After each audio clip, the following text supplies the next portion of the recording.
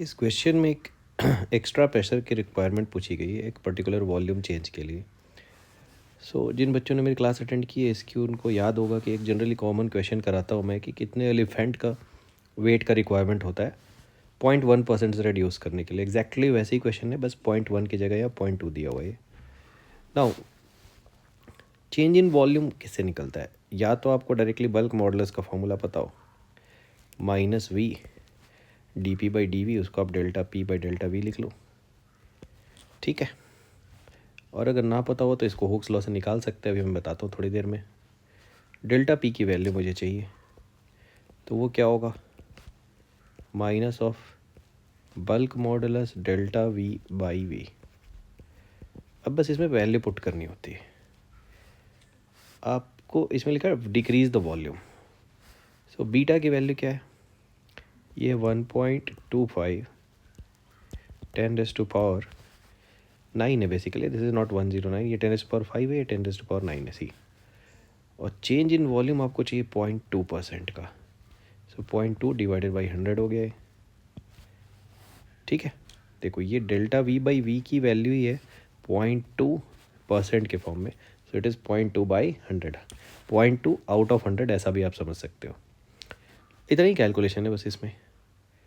तो अगर आप देखते हो ये 1.25 और ये 0.2 को मल्टीप्लाई करते हैं, तो पहले देखो अगर ये 2 होता तो ये आ जाता 2.25। नाउ डिक्रीज इन वॉल्यूम है तो पहले ये समझो कि यहाँ माइनस आएगा, यहाँ माइनस आएगा तो वो प्रेशर को प्लस बना देगा। मतलब if you increase the pressure volume will decrease.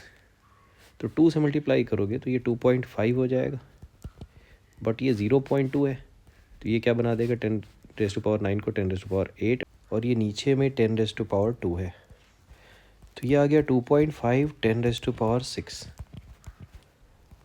But question में इसको 10⁻5 के फॉर्म में पूछा गया है, तो इसको मैं लिख सकता हूँ 25 इंटू 10⁻5। सो जो p की वैल्यू पूछेगी that is 25 and 25 is your answer. Now मैं कुछ बता रहा था आपको कि अगर सपोज़ ये फॉर्मूला नहीं पता है आपको, तो मैं कई बार बताता हूँ, जस्ट रिमेंबर हुक्स लॉ। तो हुक्स लॉ क्या कहता है, stress is proportional to strain. बस आप इतना याद रखो, stress is proportional to strain. Stress होता है फोर्स अपॉन एरिया, और वॉल्यूम स्ट्रेस के केस में ये हर पॉइंट पे एक्ट करता है, और जब हर पॉइंट पे एक्ट करता है तो हम उसको बोल देते हैं प्रेशर। तो इसको हम लिख देते हैं प्रेशर को, स्ट्रेस को। और यहाँ इलास्टिसिटी जो प्रोपोर्शनैलिटी कांस्टेंट आ गई वो b हो गया, और यहाँ पे स्ट्रेन होता है change in volume upon volume. Minus आप किस लिए लगाते हो, because if you are increasing pressure the volume is decreasing, इसलिए यहाँ पे एक माइनस साइन आता है। तो ये तरीका हो गया। अगर आप भूल जाते हो तो सारे इलास्टिसिटी मॉड्यूलस कैसे निकाल सकते हो हुक्स लॉ से।